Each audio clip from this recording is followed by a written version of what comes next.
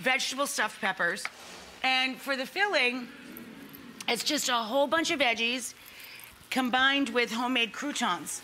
So we always have stale bread on hand in the house.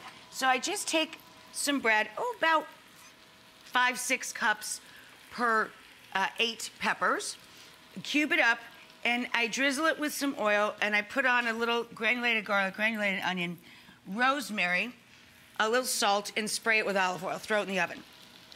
Croutons come out, and we turn the oven up a bit, 400, 4 1/4, and we put in sweet peppers, and I just spray or brush the inside with a little olive oil and season them with salt and pepper.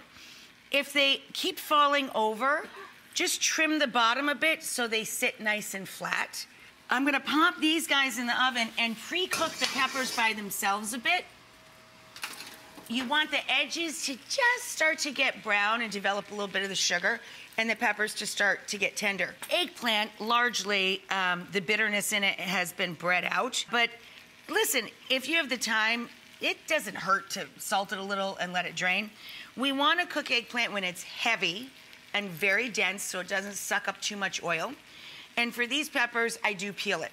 Already going in the pot, I have fennel and onion. They love hanging out together. And we're going to pop the eggplant in now that there's some juice going on in the pan. And now that there's some juice going in the pan, we know we're not going to singe our garlic, so we can add a little garlic to the pan. 3 or 4 fat cloves for 8 peppers. Just grate it right into the pot. And then the pepper tops from when we trimmed and scooped out the seeds and the ribs of the peppers. The pepper tops we chopped up. They're right over here. And a couple of cubanelle peppers. And we're gonna scoop the peppers in there next. And we start working the pot a little bit as the juices come out of all these beautiful vegetables so that we can get that flavor up off the bottom. And now we wanna trap most of the heat in there and get this to sweat. So we're gonna put a lid on with just a little crack on the edge there so a little bit of the steam can escape while we're compressing most of the heat. These are fresh tomatoes that we peeled and seeded, and they're diced, and that's fine. But you can see they're a little pale. We can put in the not perfect tomato and add a little splash of passata, and it'll seem like a fresh tomato again. Passata, then we take our homemade croutons, right? Yes, I know. And you get those worked in with all the veg. Okay, and then, of course, we just stuff our peppers up. Now, you can do these a day ahead. It's a vegetable-based dish. You could even leave them on the counter if you had to, just covered and ready to go in the oven.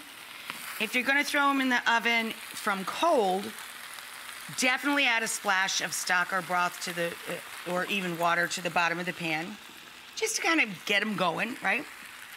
I'll turn this off now. And we're gonna top them with cheese. This is scalding hot, by the way. I'm just pretending that it doesn't hurt. So I'm gonna show you guys. We're going to top these guys with a little pecorino and parm. So here is our beautiful tray of all vegetable stuffed peppers. So when we go to finish this dish, this would be room temperature. I would let this cool. And we would take a little fresh basil and just shred that up, do a little chiffonade and throw that on top right before we put it out. And you basically just make basil confetti. Now, I would not do this with a screaming hot pepper because the basil would turn black almost immediately. But whatever. I only got an hour for the whole show, so. So we take this, the little confetti, and put that down over the top right when we serve it. And it looks like a party favor.